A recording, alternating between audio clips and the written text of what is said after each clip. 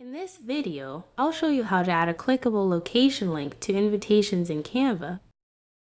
Start by opening Canva and searching for invitation.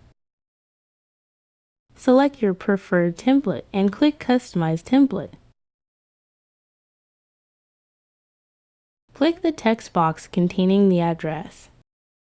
Replace it with your specific location details.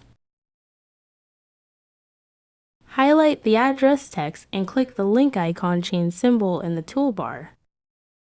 Now go to the Google Maps and search for your exact location. Copy the URL from Google Maps, paste it into the link field, and click Done.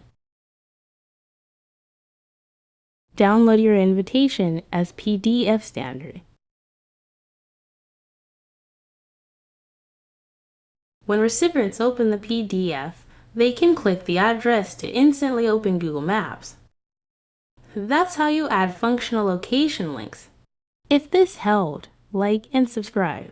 Thanks for watching.